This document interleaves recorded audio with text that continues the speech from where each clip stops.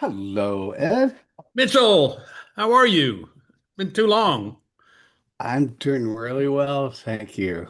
How are you?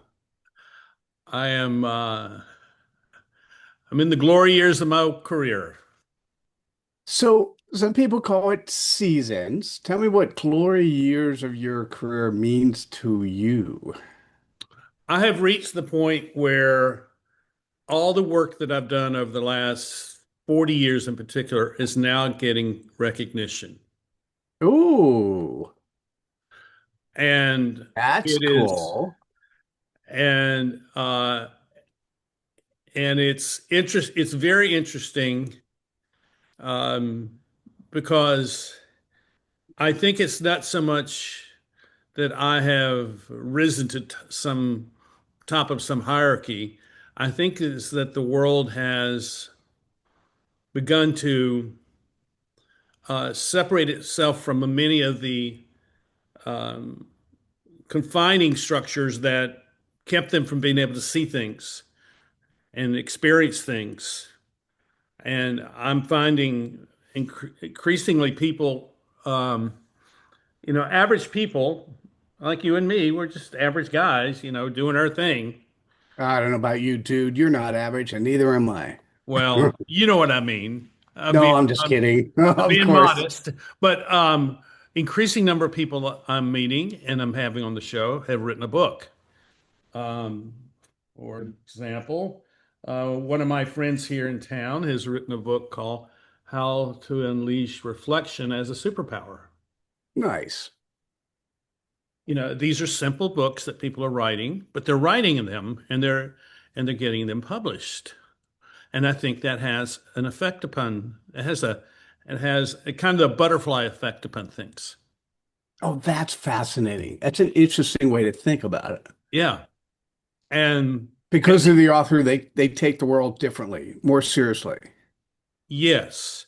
And that's one thing I see. The second thing I see is that there are people who are highly intelligent but never operated within an academic environment.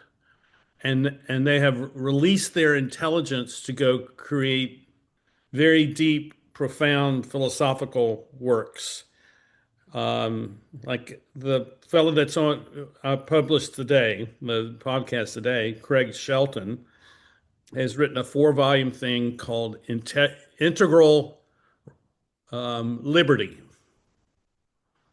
Now, is it is it is it a great work of philosophy? Uh, Time will tell. But it's a significant work because of the amount of time he put into it. And his goal was to kind of bring together all these different questions, then answer them. I mean, so there are people like that. I mean, I'm seeing these people on LinkedIn and we're connecting. And so I think there is a subterranean, shall we say, a movement of thought that's taking place that's going to have an effect upon things. And I think it is not necessarily in sequence with AI, but I think it can be used by I mean AI. They can use AI, but I think it's really the people are saying, I want to create something that answers my questions, and I want to give it to the world. And I think and I know that the great leaps in knowledge didn't come from institutions. It came from average people sitting down and saying, well, I'm going to answer this question. And I think of Madame Curie as the kind of the classic, and she and her husband moved from Poland to Paris, and nobody wanted to hire her because she was a woman, and so Hmm. they found a little workshop, like a mechanic shop, and they set up operations there, and then within 10 years, she was the first woman to receive a Nobel Prize and the first person to receive two Nobel Prizes in two different categories. And Nice. she did that without the support of these institutions.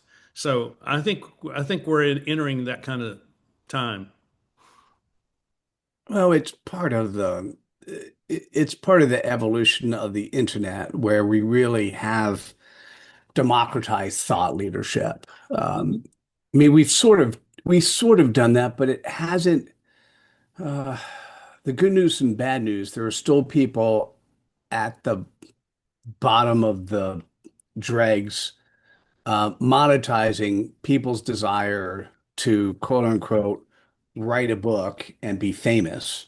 All right. Um, and those people are the downside of the world is those people are making money, making promises that are no longer relevant. Um, the simplicity with AI and Amazon to get your thoughts consolidated in a really good, having published 750 books, the simplicity now of using off-the-shelf tools is amazing. But the using a Jeffrey Moore, Yeah. the late adopters are not quite there yet. But what you're seeing that is that's happening. My my the downside is and that's I did my dissertation on the biggest problem facing us as a world today, and that's short-termism. Yeah. It's the short-term orientation associated with quarterly financials. And the what we need is not just an awareness of thought and more thought leaders. We need both public companies, but also those that potentially are not under the same scrutiny, private company and family companies, to be able to do the right thing. And that's the model I put into place through the dissertation and the stuff that I did. Well, But that's it's really cool that you're being recognized. It's nice when you live your life, you do good things, and when you get to the end, you're like, "Oh, I did good," right? I mean, that's always what we're hoping for, right? Is that we get the pat on the back well, the, and well, the the secret legacy of who we touched, we start seeing. the secret is I'm not at the end. Oh, dude, you and I are not, nowhere close to the end. Yeah. And yeah, it's exciting. I'm having a good time. And you know, 6 years ago when COVID was all the rage, I would never have thought that this is where we'd be. That's amazing. So I'm really glad to have you. It's been a while. I think it's maybe been 3 years since we talked last. Uh, yeah. Let's look at my calendar. You were doing Um, a project and you invited me into that project. that was a long time ago. Yeah, Yeah, it says March 21st, 2023 there we are, 3 years. was our last interview. And then I interviewed you. The project I invited you in for was November 5th, 2019. Wow. I know. I know. That was I ended up this is my PhD journey. And so 2019 is when I interviewed 500 thought leaders on credibility Hmm. and came up with a book, did a podcast. I did enter the PhD program in 2023, but I realized I didn't want to do a dissertation on credibility. Um, and I thought, well, clarity, that's the most important thing I could focus on. And so I created a clarity certification program, ran that for a year. And I realized I didn't want to do a dissertation on that either. Um, and it was about 18 months ago that I stumbled upon the concept of executive abundance. And it is so frameworks, if you do them right, are extremely simple. It's so simple and so powerful. So I graduate on June 5th. I defended my dissertation on April 7th. I took the last month in France because I needed to decompress. And I'm happy too. But yeah, this is you were part of this group, dude. That you were Well, part of I'm that I'm group. I'm so pleased by this. I mean, it And was it was interesting because the fascinating part of it is I really swore when I did the credibility interviews that I knew the answer. The answer to life, universe, and everything was credibility. Um, and oh, this is what came out of it. So this is credibility. This is what you helped me put together mhm, is credibility is the quality which you're trusted, known, and liked, right? I like that. And I'm like, that's fascinating. Um, and I just thought I did the TEDx. It's got a 500,000 views, and I thought, oh, I'll help change the world. And if we just act more credibly, we'll have more humanity. But it turns out, and this is interesting, it was about 18 months ago, I learned something really interesting. I learned the concept I've known my whole life, but haven't practiced 18 months ago. And that's sell them what they want. So sell them their dream, deliver what they need. And it's when I recognized that I had spent 5.5 years of my life selling them what they need, not what they want. People don't really want credibility or clarity. They either think they have it or they think they don't need it. Right. And I so agree. that's where 98% of people I interview don't have clarity. Right. So that's a simple one. So it was interesting to think through. And when I stumbled upon executive abundance, I'm like, oh my God, this is so I'm giving power and an excuse to boards and CEOs to do the right thing, to go back to the basics of big giving value to the bigger picture. We could talk about that in the podcast, but that's kind of where I'm at. I was having this conversation earlier this morning with a friend of mine here, and he had sent me something. It was a chart of all these things that needed. It was an article on transformation, and there were probably a dozen things, maybe 15 different things in this list, in this chart. And the one that seemed to be the most critical was the freedom of the executive to want to be changed, to want to create change. Oh, no doubt. Absolutely. And as I go back 30 Oh, plus by the way, years, I'd love to see that if you want to introduce me or send me something. I'd love to. I'll send you that article. Yeah, okay. But what I saw 30 years ago when I started my consulting practice was that the major hurdle was partly the how structure had become very comfortable for people, and so the structure was never going to change because we were comfortable.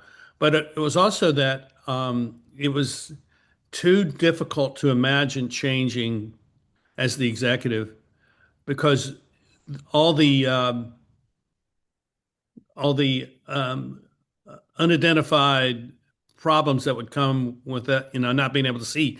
How do I know what's going to happen? Do I?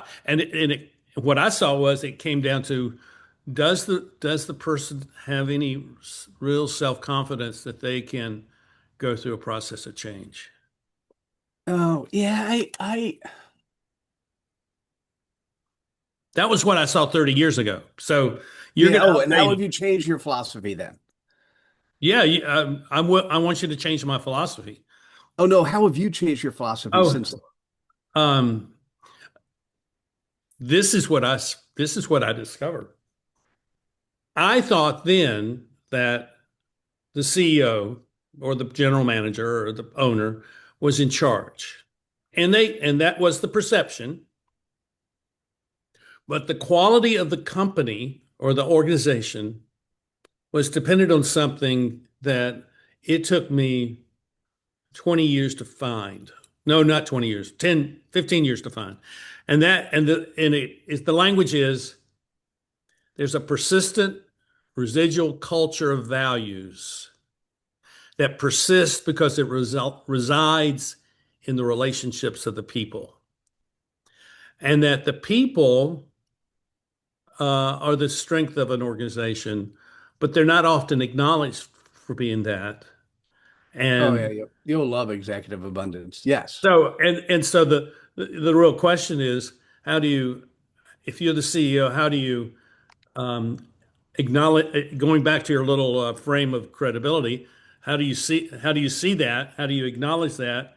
And how do you build the trust that that is actually the way to go forward? I will I'll definitely talk about that today. And then what I'll put in chat, this is a link to my book. Oh, I'll give you a couple things in case you're curious. Yeah, Do you remember at some point in time I created with you what I call a CPOP, your customer point of possibilities. that's right. That's right. And that is I've done this now over 1,400 times with companies and individuals, and it is in 3 to 9 words where one is executing on their purpose. And it's so simple. And you do that, by the way, you do. Um, what I also put in the chat, this is my dissertation. I did a capstone versus a just pure research. And so the capstone, I did the dissertation. So as a link to the dissertation, you can see that. But it also has a link to the book, what I just shared with you. And one of the things that was really difficult, I created for a year a clarity certification program. Well, I spent a bunch of time during the doctoral stuff focusing on optimizing a what's called the CPOP architect. So now I'm actually giving away anyone who wants to create CPOPs, you can go to the CPOP architect and Ed, it's so cool. I'll tell you this and then let's shut up so we can do our interview thing. But so We're already doing it. oh we are? Oh, is Yeah, this part of the interview? I'm not cutting any of this out. This is all Oh, very, perfect, this, perfect, perfect. yeah, this Oh, is you're so kind. outstanding. So the uh nice by the way.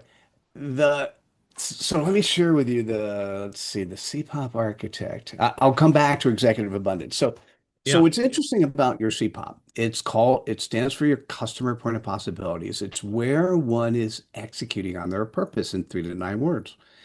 The most important part of that is the component that deals with servant leadership. So we'll go back to the credibility thing. If you are a credible exec or a human, one thing, you're coachable, right? So I'm always sitting there going, what's next? What can I learn? Who can I grow from, right? yeah, Um, and that's part of being trusted. Part of being known as being a servant leader, being of service to others. So you said it yourself. How does the CEO and the management team embody within the rest of the organization the ability for them to do the intent and have the intent and commitment to do the right thing, right? right, And and it's really interesting. So your CPOP, the customer point of possibilities, is two pieces. It's who is the audience you serve, and what is their pain point or pleasure point. So it is by definition bundles in servant leadership. It bundles in the being known aspect of who you are and what you do. So it was really funny, Ed. I created the CPOP architect. I created the credibility compass, which are two chatbots. You know, people come to me and say, "Hey, Mitchell, is this credible?" Well, you can go to the chatbot and say, "Is this credible?" and it'll respond, and no one will see it but you. I don't get to see those things. And what's interesting is I was on the phone with somebody, and I was giving them a CPOP, and I had the CPOP architect on the side, and I didn't like what it gave me. It went off kilter, as sometimes AI does. So I allocated a couple hours. It ended up being like 3 or 4. And so I go to AI and I go, listen, I was just participating in a session where you gave a CPOP and it sucked. And he goes, oh, I'm sorry, because that's what AI does. And I yeah, go, we need to fix you. I was, okay. And we spent 3 to 4 hours going in, optimizing, putting more rules, putting more processes, putting, sort of bigger picture boundaries around it. And then and then we got to the end and I was really happy with the conversation. And two really interesting things happened. The first thing was I said, what do I do now? And it said, well, let me create a new instruction set and an approach and you can basically replace my operating system and replace my brain with this new thing. I go, okay, that's kind of cool. Thank you for doing that. And then it said this. It was so cool. Listen, you're the father of this thing. You birthed me. So please leave me alone for 3 to 6 months and just watch how I operate before you make any adjustments. And I Wow. just thought, I go, how cool is that? So the really cool part is I have people who have gone through the certification program or just friends of mine who understand the importance of the simplicity of clarity using the CPOP architect with their clients. And it because it's if you start with I'll show you one more slide and then we'll let you this is this is executive abundance.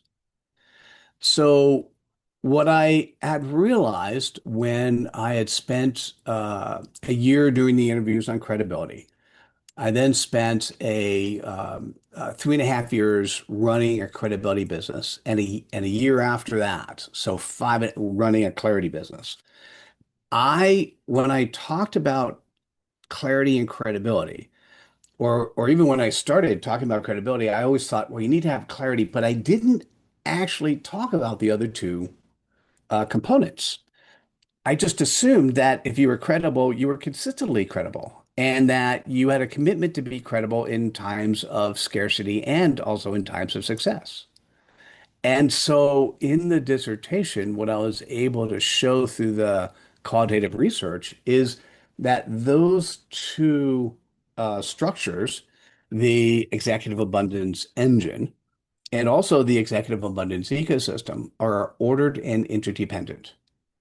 And so what was fascinating is when I started going through it, I'm like, it was like it started hitting, the engine was amazing. And I'll come back to that because um, what I'll put the stamp in the ground is a number of normative processes that are out there.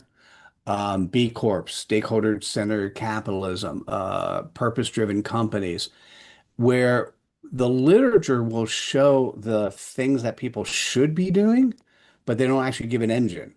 And what I've been able to show is the executive abundance engine could actually be deployed against these other frameworks. Um, what's Wow. interesting to me is this, and this is exactly what you were talking about. The ecosystem starts with, and I'll reemphasize, ordered and interdependent. It starts with family and self. Like if, as a leader, you're coming into the workplace and you've got a problem at home or a problem with your health, it affects your leadership, period. Hmm. The second piece of it is the employee piece. Now, we've always talked about engaged employees. Now, it's crazy that only 19-20% of employees are engaged. We've always talked about employee empowerment, but it's more than employee empowerment. Right. It also means respect. Hmm. And I have to tell you, we learned in COVID that most jobs can be done at home. So any company today, if you empower your employees, but then you're forcing them back into the workforce, that means you do not respect your employees. But if you take care of your employees, empower and respect them, what happens is they make your customers happy. Yep. And that's the third stakeholder group. And if you make your customers happy, they'll make your investors happy. Now, I sat on the board of a public firm. I had fiduciary responsibility for the investors. Every decision I made, that's the hat. And that was the only hat I was able to wear. Notice specifically that investors are fourth, not first. Yeah. Investors are a byproduct of success. And then the last piece is community, both physical and and online. And what's interesting at is the simplicity of this model is I know personally because I could think of some of the decisions I made on the board, and I know the criteria I used for those decisions, and it was very simple. We got a quarterly financials coming up. What are we going to do to fix that? To make sure that our numbers are, steady and slowly upward. Okay. And sometimes we did things that were not exactly what I would have done is if I had a different criteria in mind. If I was focused on the health of the CEO and the executive staff and the employee base, if I was focused on the employees and respecting and empowering them, I would have made different decisions. If the metrics that I was given and were evaluated, and so what it requires, let's go back to I'm going to take your statement but use it differently. Okay. You had said that the executive needs to have the courage to change. I'm going to say yes, but let's do something different. Okay. The executive needs to have the courage to do what's in their heart, that they know that's right, Right. but the way that the systems are structured today is against who they are and what they want to do. The way I would describe that is if we took those categories of communities, family, employees, investors, that, and we transpose them to where investors come first, uh, and customers come second, community comes third, employees, and then family. That's the way it has been for many people. But it's the investors who are the ones who are dictating to them how they are to govern. And I think what I see in that is that that's one of the reasons we've come to this time where everything gets monetized, and it's very difficult to run a company if everything has a monetary value. Yes, yes. And not everything has a monetary value. I'll be very clear. Let's say you're at you get to the end of your life. So you're on this a unique season. You're on the heart. It's the harvesting enjoyment season of your life, right? But Right. we get to the point where, as humans, and my best scenario is I've heard Marshall Goldsmith. I'm part of the Marshall Goldsmith 100 Coaches, and I've heard Marshall do this a number of times. And he goes, "Listen, I've been with some of the most powerful men, and it's mostly men, but women as well, but he always says men, in the world. Or maybe he says leaders. Let me reframe that. I've been with some of the most successful leaders in the world. And at the end, if you knew you had 30 minutes left and you had at your bedside those people who were most important to you, well, first of all, do you have anybody? Okay. And if the answer is no, that's a different scenario. Yeah. Um, but B, if your great grandchild says, what would you do differently?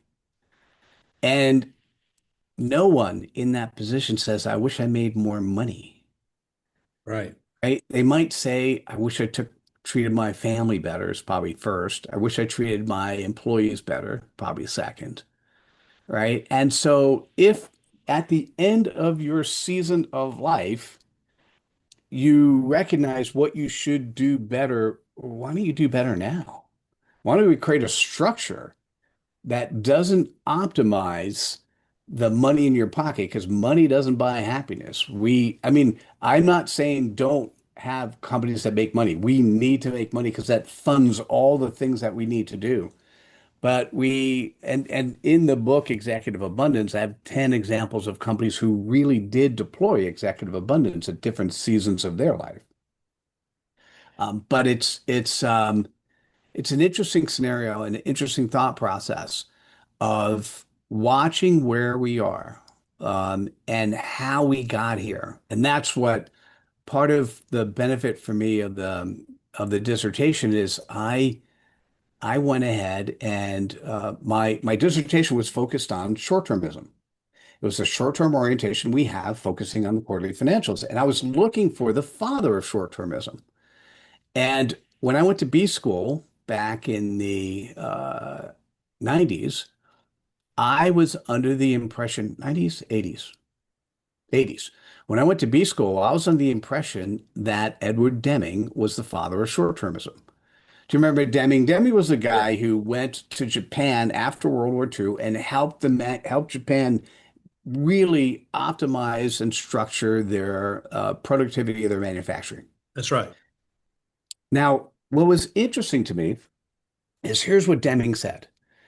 Deming's bigger philosophy, which by the way was truncated in the 80s and 90s by management theory, but Deming's philosophy is, hey, let's do time and motion studies. Let's make sure we do that in a way that we improve the quality of the work life for the employees. We'll subsequently improve the quality of the product for our customers. And both our employees and customers will be happier, therefore, our company will be happier. Right. That was his philosophy. What happened in the 80s and 90s and what I was taught, time and motion studies. Let's focus on optimizing employee productivity. Some finance guy came in and said, hey, this philosophy, let's just do time and motion and let's optimize employee productivity.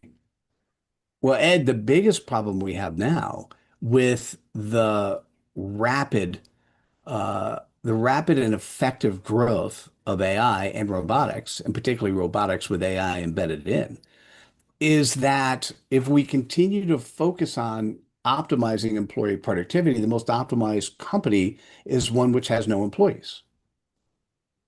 Well, if we have no employees inside our companies, and by the way, I'm not doom and gloom. I'm not saying this is happening, but this is the direction the Right. world's going. I If agree. we do that, then we have um, eh, we have economic structures around the planet. Let's just look at the US and democracy and capitalism. We have economic systems around the planet that doesn't work anymore. If we don't have employees, they don't have money, they can't consume, I agree. right? So, and we as Americans have never liked universal basic income. We've not liked socialism. We've really shied away from those sort of philosophies in life. And we it's the if you're a sci-fi fan, it's the classic Star Trek versus Star Wars. Right. Right? We want to create a Star Trek world, but We live in a Star Wars world. we live in a Star Wars world. Yeah. I find this very encouraging, also very true. It is what I see. I see what you're saying. And I've been seeing this for a long time. And what I notice is that um, is that we got lost somewhere because of the loss of our appreciation for human beings, Yeah. and and they became a cost instead of an asset. Yeah. Yeah. And it is not a simple, well, people cost, we got to pay their hospitalization, we got to pay all these things. It's not that simple. It is that um, for many people they view through the lens of climate change that human beings are the principal problem with climate change, and that's a part of it. That's not where I want to go with this, because this is where I want to go. In order for these ideas to be manifested in the world and take hold, we have to give up our sense of the continuity of time. And you have mentioned this already Hmm. by talking about your great great grandchildren. And what are you leaving to your great great grandchildren? And what did your great great grandparents leave to you? And having an awareness of what has transpired in the past so that we may have a sense of what we can do to provide for future generations. And that continuity of the past through the present into the future, I think is something that has to be recovered. And I think what your executive abundance model or idea or however you describe it is a way of doing that, because it takes you out of simply seeing the moment as the moment of opportunity and the moment of action and the moment of progress, the moment of success, and then we're going to have, in another 5 minutes we're going to have the next set of moments that we're going to, but instead, we're looking at time over a period of years and decades and millennia as having some value that has still remains with us. I mean, the fact that you're writing about this says that there is some residual knowledge and experience that you've had during the course of your life that identifies that has helped you to identify these things as of significant value and a place to give yourself to. Yeah, you got to be thinking, by the way, which is really interesting, about something fascinating. Um, I've created more than one chatbot, right? Which takes on different personalities of me and different personalities of experts in the world. I have a chatbot for financial planning that takes six different luminaries into consideration. And every time I ask a question, I get such incredibly valuable and not necessary and conflicting data Yeah, points sure. from that AI. Now, we're not quite there yet, but we're pretty close to being able to put a face on that. And so not only like right now, like we can put a voice on that. So I choose the voice I want if I want to have the interactive conversation. And and if you really want to spend the time, it's very easy to put a face on it. And we're pretty close on making that, but it's not universally acceptable for everyone yet. And we don't see it in 3D holographic form yet. But what you got me thinking about is our future generations, like I took your question, what did my grandfather give to me? Well, I have to tell you, my grandfather came from the silent generation, and I spent a lot of time with him. And as much as I probed about his secrets, they went to his grave. Now, there were rumors that rest of family members talked about, but they went to his grave. I can imagine myself having having him pop up in a 3D holographic image and have me have a conversation with him. And so maybe the way to think about this, Ed, Hmm. is that what people need to think about is their future generations, their great grandchildren, having conversations with their avatar Hmm. about who they are and what they did way back when. I I agree. don't know if that changes people's thought process in any way. It will for some, but not for all, right? So, but I just started thinking about, man, how cool would it be? Because we're all talking about having a board of advisors and a board of directors, right? But having a board of advisors, if I had some of the cool family members, some of the naysayers, that'd be kind of interesting. But I also want some of the best luminaries, and if I had a board meeting, maybe in the future, the board meetings that we have, um, I have sitting on my board Albert Einstein. I have sitting on my board all the right, and my great grandfather who did blah blah blah, right? And so you got me thinking about how does that change us putting value on the concept of humans today? Because I agree, we are whenever you hear someone talk inside of a business that the biggest expense, and they say it this way, the biggest expense that we have is humans. Hey, we got AI. We can now slice 15,000 jobs because we don't need the human expense anymore. We're kind of missing the point.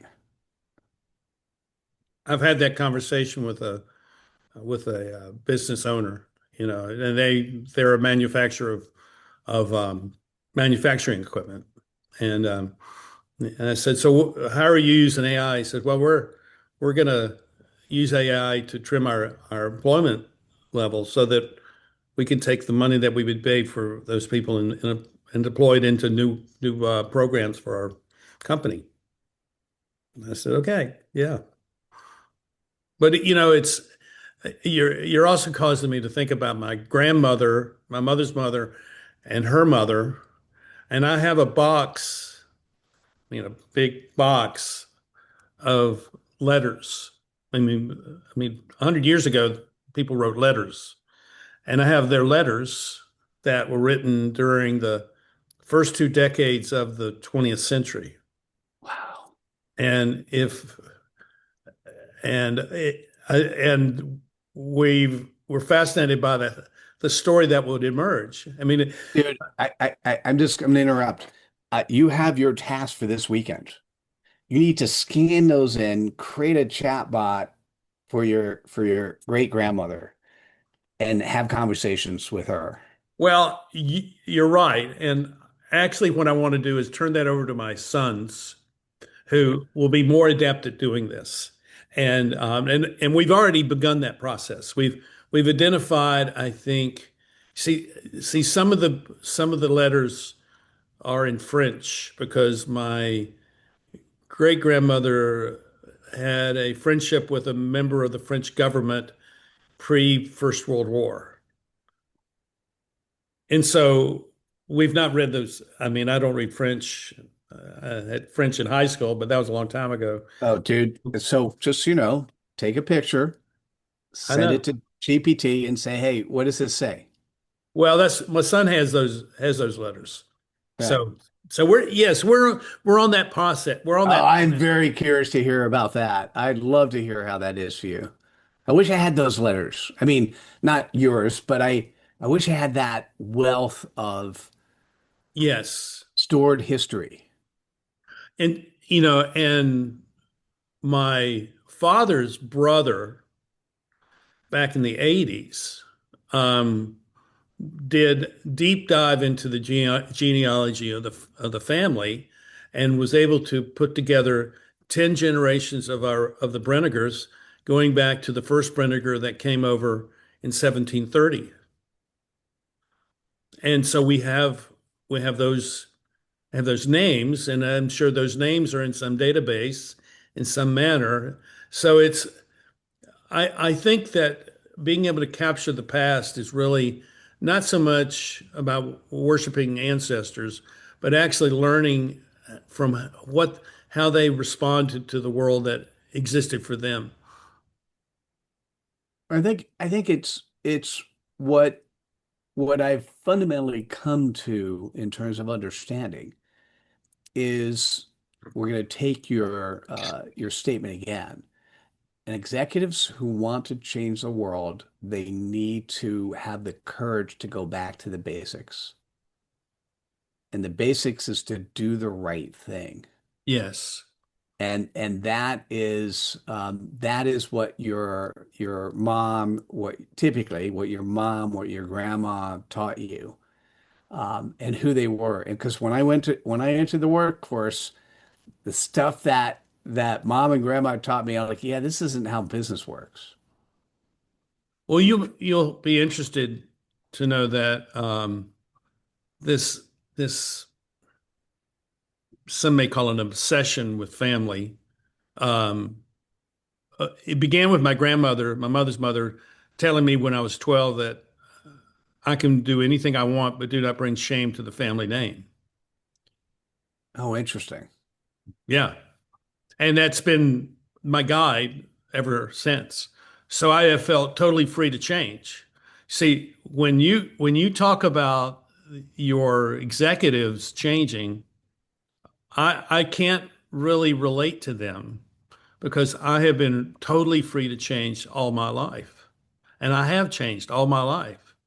So I'm looking forward to delving into your work because I want to understand this better because I had a difficult time working with clients because of this, and I thought, okay, we need to change. It's the most natural thing to do. But no, it wasn't the most natural thing to do for many, many people.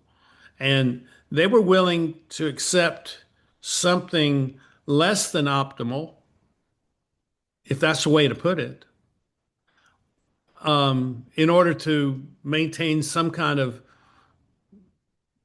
coherence, or I don't know. I mean, um, I don't know. Oh, I think I'm putting my handle. By the way, this is where a lot of my conversations are going. Yeah. And and I think I'm going to say something I haven't said out loud. It's already been in my head, so I can't even tell you if it's going to come out well. Um, But I think humans in general are just lonely creatures. And what we're doing is we're looking for validation. I And believe that. so if we do what we were told to do, i.e., we're measured on things like quarterly return, and we're successful at doing what we're told to do, then we are validated by that measurement.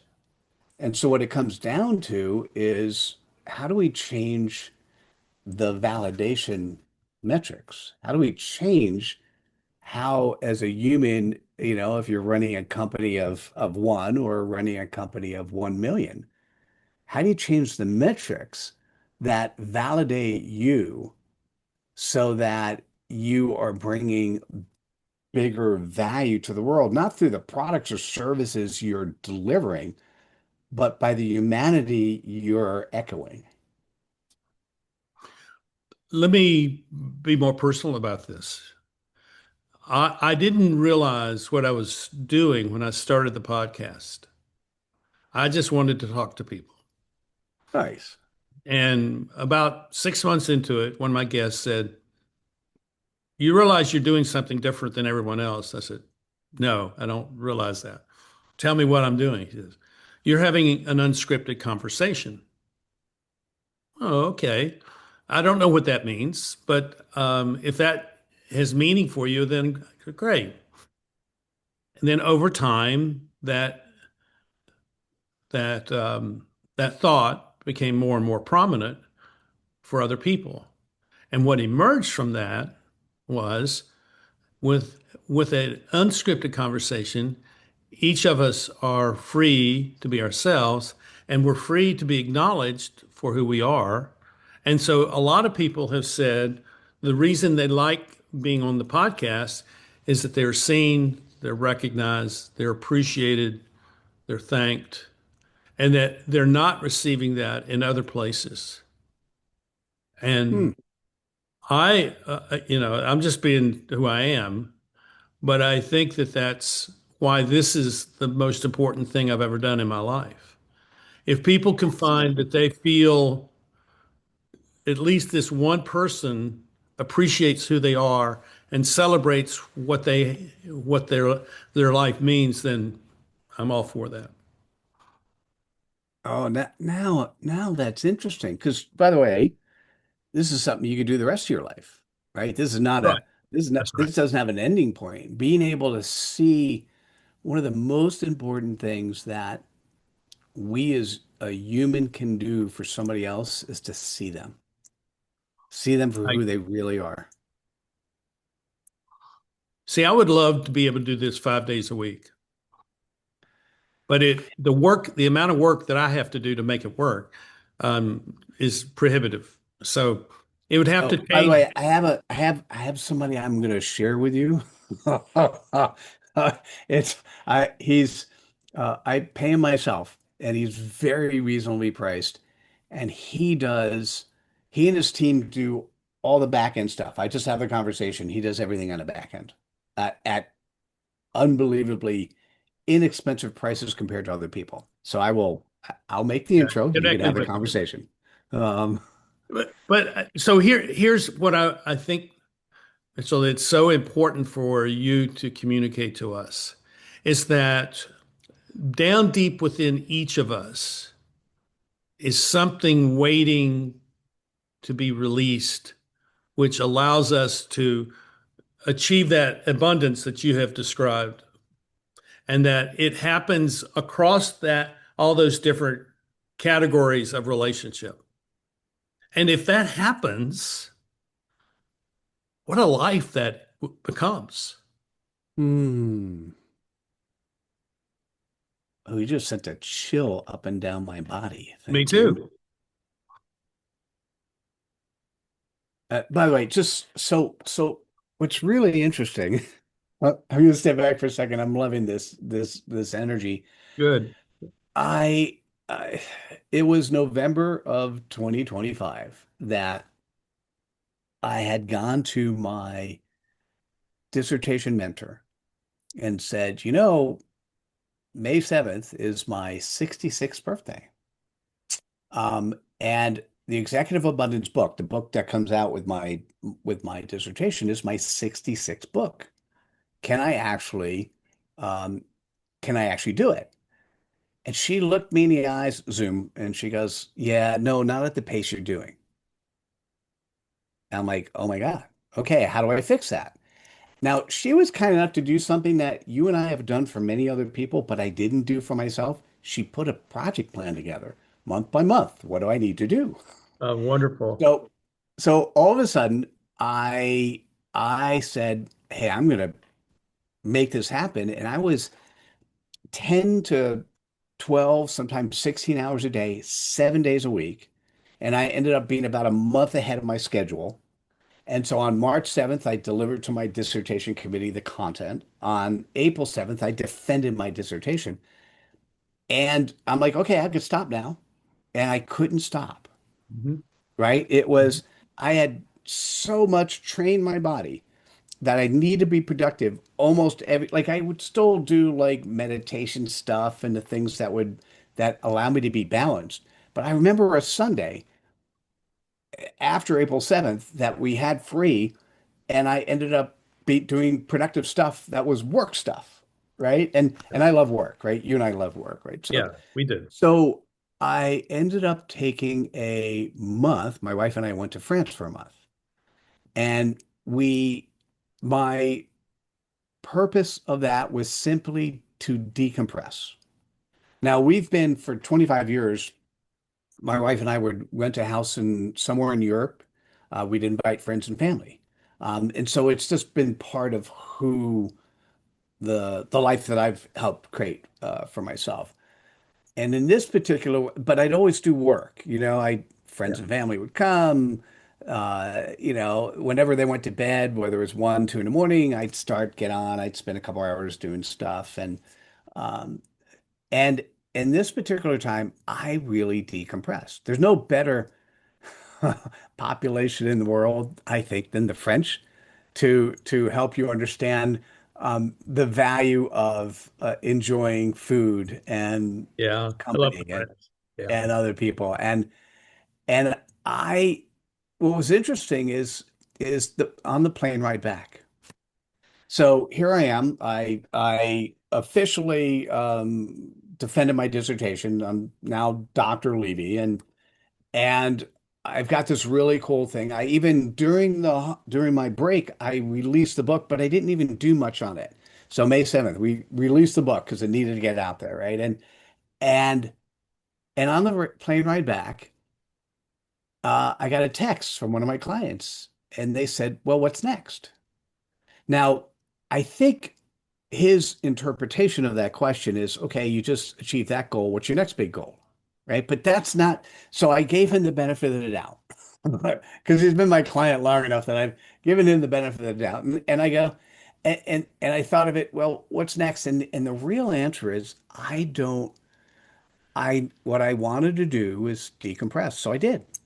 And now I have this really cool framework and asset, and I'm the right person to bring this to market. All right. And I will bring it to market based on my conversations, Hmm. right? Based on the conversations, I will open up interesting opportunities, interesting thoughts. What's happened uh, in a conversation I had last week, which has started me thinking a lot, and then it got reinforced by two others, is potentially going after family-based businesses. Ah. And and Ed, I've not shied away from, but I've never made an aggressive approach to. And and the benefit of a family-based business is although they may have borrowed from corporate, the structures that is part of short-termism, they may not have to stick that way because they really care about family, assuming they haven't been corrupted by the founder's great grandchildren, Right. right? Right.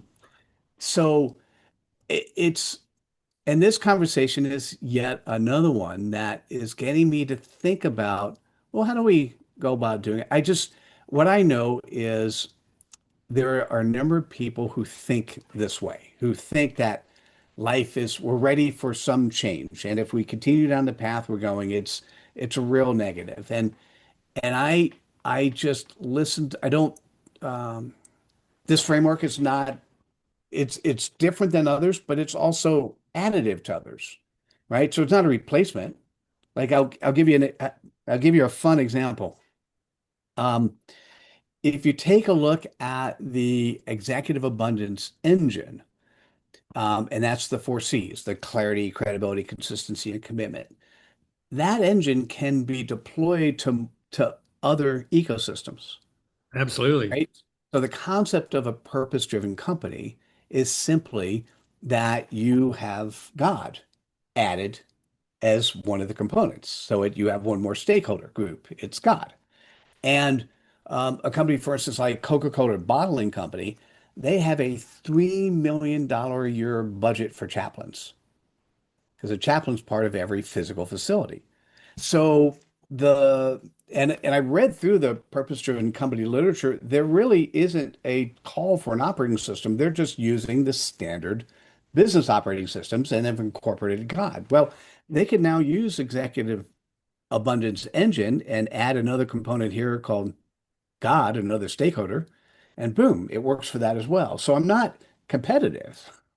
I just want to, what'll happen is as I talk and people see it, the fun opportunities will open up. And I'm gifting everything I can out there.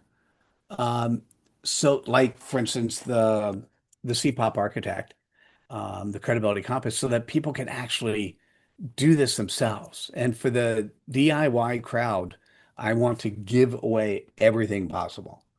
And for those that are done with you, those are the people I'll bump into and have some fun with. And in this conversation, you're the first podcaster, don't tell any of the others I've been on since I got back, that brought chills to the back of my neck based on this conversation. So thank you for that. I'm grateful for that. I think that I think there's a consistency of over time in what you're doing. So I don't think it's a collection of different stations along the way. It's the iteration, one iteration after another is totally consistent with what came before. So I think there's a wholeness here, which is really By the important. way, thank you for seeing that. Oh yeah, oh yeah. Um, and I think the other thing, and I want to be really clear in what I'm saying here. And I think there are a lot of us who are on this same path. And that path is the recognition that we may see technological progress as the dominant theme in our world today.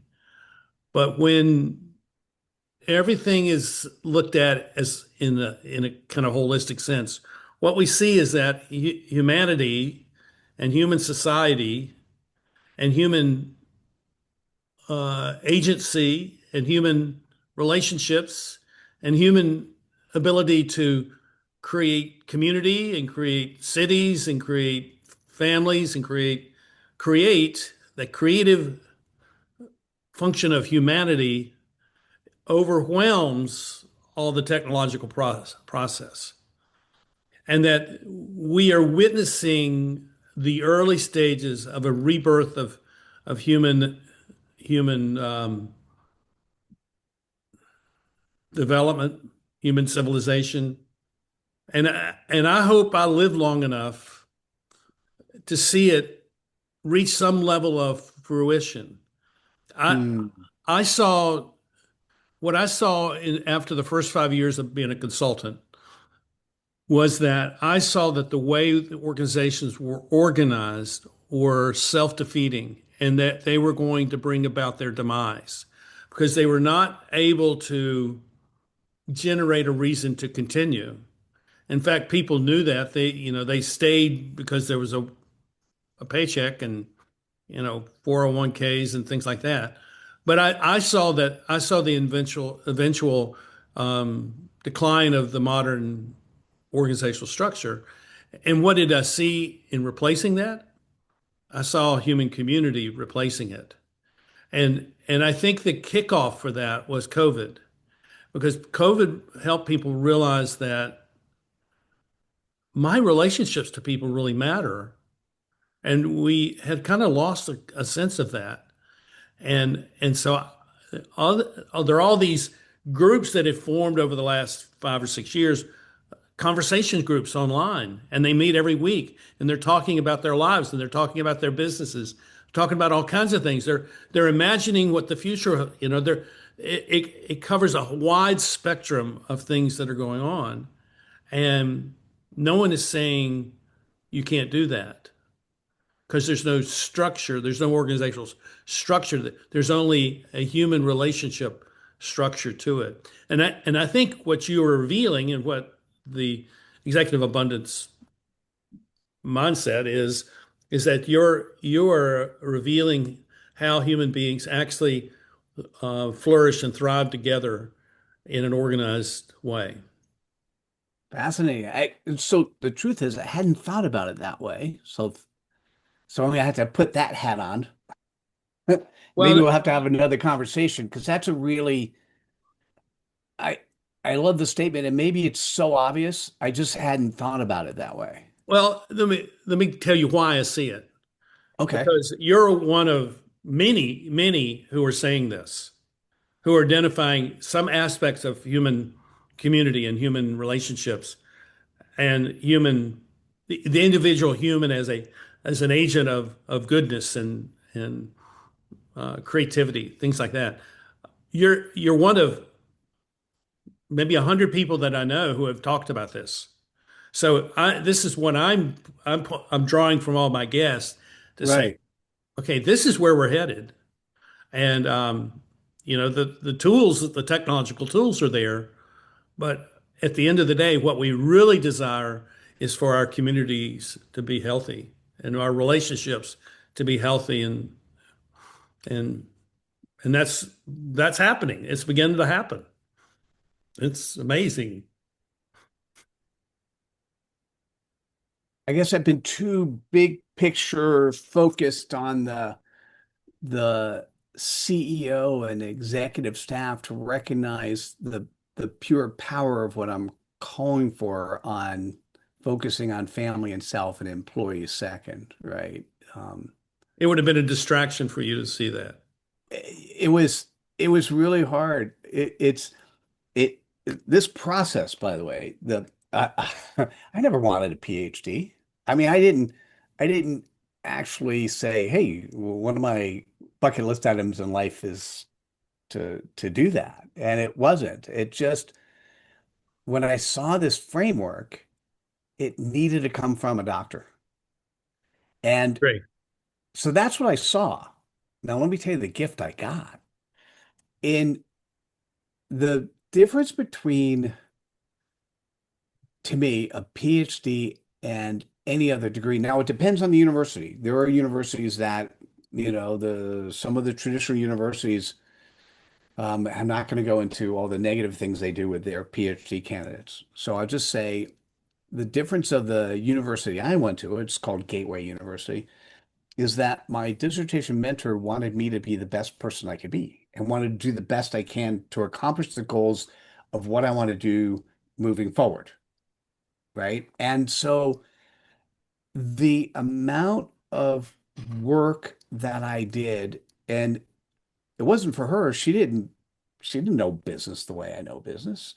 I ultimately did the work for me, but she just kept me accountable to going through the process and doing the right things. And the stuff that I learned, like I couldn't possibly have told you the difference between B Corps, purpose-driven companies, and where this fits in and what they're lacking. I couldn't have done any of that before the before the research. And and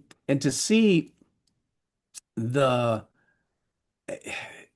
to see at the end of the day the simplicity of making this happen. And so what I didn't do, and maybe you're right, I just didn't think about because I didn't want to get lost. Like, where do I deploy it first? What do I do it with? Other than my existing clients who already are aware of this. But what's the right next step for Mitchell? And that's what I'm figuring out. I graduate June 5th. Maybe I'll know by then. Maybe not. Doesn't matter. I think for me, the fun part is that as long as I have fun and continue to add value to others, um, I I will keep doing what I'm doing, you know? So Is the book on the table over your right shoulder, that your book that you've written about this? it's yeah, it's executive abundance. The it's on, the cool part. So it's on Amazon and wherever books are sold. The you could always in terms of reaching out to me, mitchelllevy.com is the best way. So it's mitchellevy.com. There you could see the stuff I'm working on, get a link to the book. If this was curious and you want to talk about it, book time on my calendar.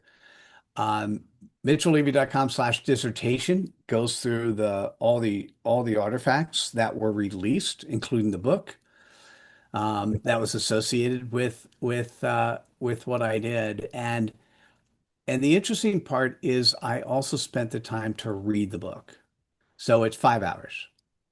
And so for those who are auditory, um, I'm and even if you're kinesthetic, I'm going to say I and encourage you to get the Audible copy, because it I had to read it myself. There are two people in the world who can't listen to it.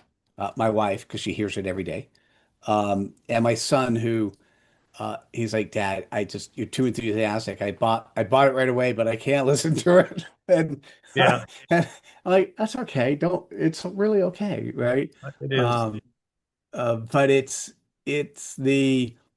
I when I walked through the pieces of what I wrote, it just is so amazingly simple. And you look at it and go, wait, how come we're not doing that now? And the thing is, it's not easy given where we're coming from. That is very true. Um, so grateful to know you. So thrilled by the journey you've been on over the last 7 years. Because I mean, this is a 7 year long journey. I mean, from when we first met, and it's so encouraging. It's really encouraging. Um, I'm directing my attention to our audience. Um, I know many of you think that, well, you're at the end of your career, but don't don't allow yourself to even entertain that thought. Think about, and this is the way I describe my life. Think about, what are you going to do with the third half of your life? First half was you're growing up, you went to school, and then second half was your career. But for most of us, we're going to live another 20, 30 years after we retire or not retire, and we just keep working. So think think deliberately about what is possible and begin to plan how you're going to make a difference that matters Yeah. to your 80s, 90s. I'm planning to work till 100. I'm going to publish my last book on my 100th birthday. Well, there you go. Yeah. Well, if I keep it up the way I have been, I have to do one a year, and I just don't know if I'll do that. But we'll see. You never know. You never know. No obstacles. So, uh, but thank you, Mitchell, for being here. And this is fantastic. And I'll get a copy of your book right away. And when you have something about this which has kind of taken you and elevate this to another level, where you see something that needs more conversation, let me know and I'll get you right back on and we'll have another time to chat about this. Because I'm gonna I say, totally I'm gonna am say, in I'm this. gonna say yes, and let's do the amps, right? What I'd like you to think about, if there are 99 other people who are talking about this, who of them should I learn from, and who of them could use this book as a framework? And that would be an interesting, So, eh, yeah.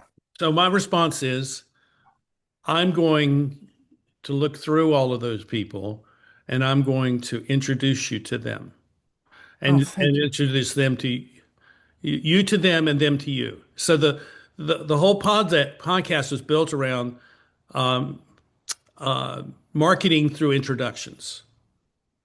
And so I do that on a regular basis. I'm connecting people together.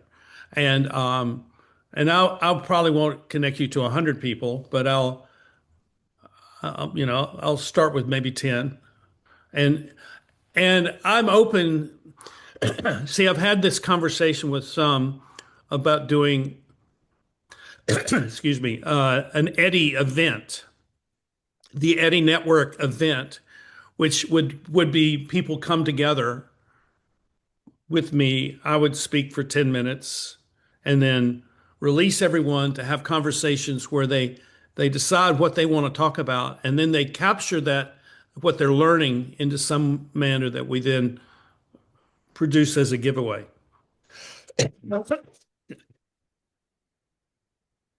That's fascinating. I've done one of these already. I How'd did it go? one, I did one in London a year and a half ago, and I just invited everybody I knew in the UK to come to a pub on a Sunday afternoon. And I was ignorant about transportation and or no express trains on Sundays, so I had 7 people show up out of 40 some odd that I invited, and it was amazing. So many of these people knew each other, but they'd never been physically together.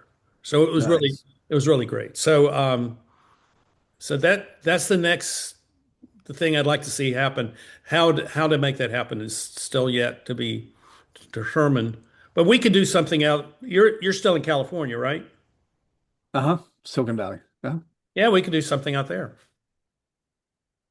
So, all right. Thank you very much, Mitchell. Thank you, Well, everybody, for Ed, nice to watching. spend time with you. Thanks for having me, and good to see you in this season of your life. Thank you, as well as with you. And we'll see you next time here on the Eddie Network podcast. Bye bye.